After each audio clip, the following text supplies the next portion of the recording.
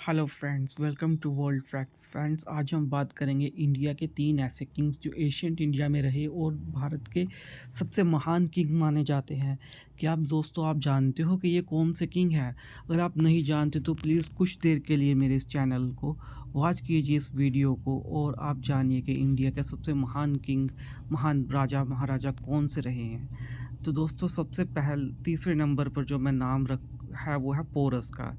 जी हाँ, आपने अक्सर पोरस का नाम सुना हो कि पोरस एक नॉर्थ इंडियन किंग था और ये इसकी वीरता के वजह से जाना जाता है कि इन्होंने अलेक्जेंडर द ग्रेट के साथ एक बैटल की थी। तो मैं आपको बताऊं कि पोरस कौन था और क्या वो बैटल कौन सी थी। जी हाँ, पोरस एक छोटा सा नॉर्थ इंडियन रीजन जो कि झेलम नदी और चनाब नदी के बीच वाला हिस्सा है, यहाँ पे इस हिस्से का ये एक किंग थे।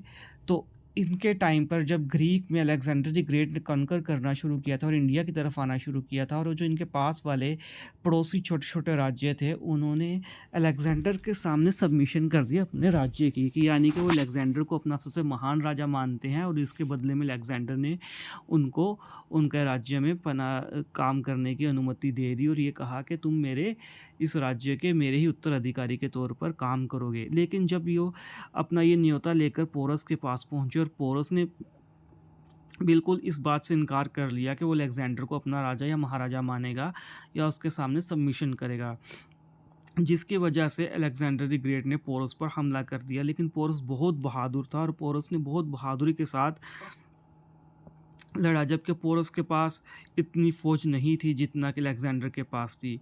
और अलेक्जेंडर ने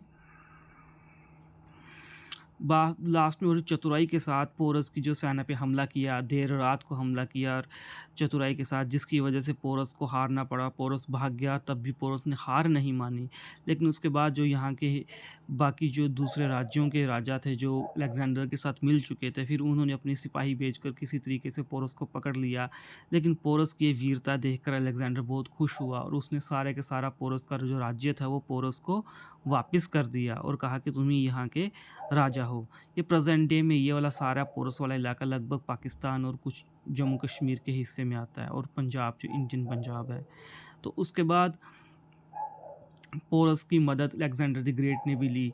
जब उसने और भी आगे बढ़ना था और भी गंगेटिक प्लेन्स की तरफ वो बढ़ा, तो उसने पोरस की मदद से यहाँ पर गया और जितना भी उसने एरिया यहाँ पर अलेक्जेंडर द ग्रेट ने कवर किया, जो जीता, उसने दूसरी सेना को हराया, उसने सारे का सारा इलाका पोरस को दे दिया, जिससे पोरस का जो राज्य था वो काफ़ी बड़ा बन गया और काफ़ी ज़्यादा फैला। तो पोरस अपनी वीरता की वजह से आज तक जाना जाता है, और ख़ासकर जो पोरस का रिकॉर्ड है, जी हाँ दोस्तों, वो सिर्फ़ और सिर्फ ग्रीक हिस्ट्री में मिलता है। उनकी हिस्ट्री में पोरस का काफ़ी ज़्यादा मेंशंस है कि पोरस एक इंडियन ऐसे बहादुर राजा थे। और पोरस के बाद नंबर 2 पे जो अगर मैं बात करूं, इन भारत के सबसे जो महान किंग रहे हैं, आपने नाम सुना होगा अशोका।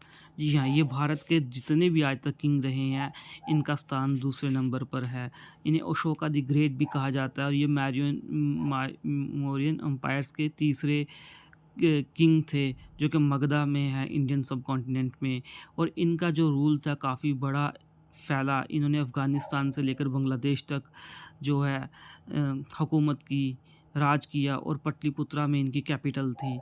और इन्होंने काफ़ी अपनी लाइफ में लास्ट में जाकर बुद्धिज़्म को अपनाया था और इनकी वजह से बुद्धिज़्म काफ़ी ज़्यादा फैला भी उस वक़्त।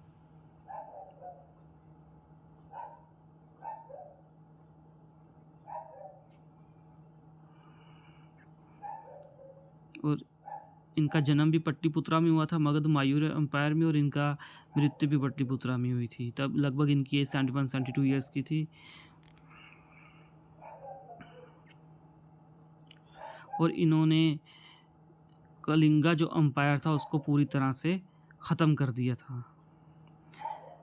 तो इनसे बहुत कुछ हिस्ट्री से आज के प्रेजेंट डे में इंडियन गवर्नमेंट ने, हम लोगों ने इनसे लिए हुआ है। जैसे इंडियन एम्बलम है जो modern India Republic of India का, जिसमें आप देखते हो वो लायन बने हुए हैं हमारे 4, वो अशोका के टाइम का है। अशोका के टाइम के लिए गए हमने, उन्होंने बनाए थे ये अपने राज्य में।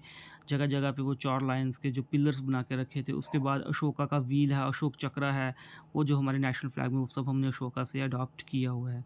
तो अब अशोका से भी बढ़कर कौन है जो इंडिया के सबसे मशहूर किंग माना जाता है, अब उसका नाम हम लेंगे और आपको बताएँगे कि वो हैं चंद्रगुप्त मायूर। जी हाँ, चंद्रगुप्त मायूर सबसे पहले वो राजा जिन्होंने मायूर एम्पायर को एस्टेब्लिश किया और इन्होंने बहुत ज़्यादा मायूर एम्पायर को फैलाया।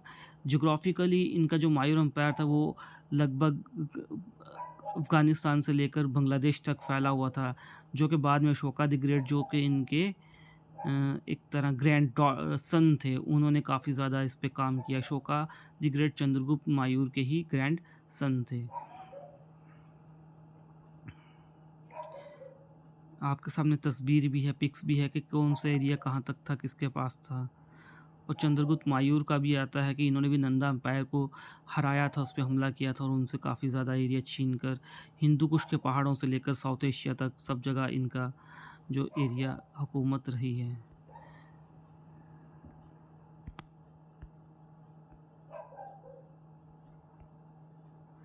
ये थे 3 जो भारत के सबसे, इनका भी जो चंद्रगुप्त मायूर का भी ग्रीक हिस्ट्री में काफ़ी ज़्यादा नाम आता है, रिकॉर्ड मिलता है कि इन्होंने भी एक जो वार चला था ग्रीक्स का, इन्होंने उनके साथ युद्ध किया था जबकि सबमिशन नहीं किया था। तो ये 3 है भारत के सबसे मशहूर, सबसे ताकतवर राजा रहे हैं। Thank you for watching my video.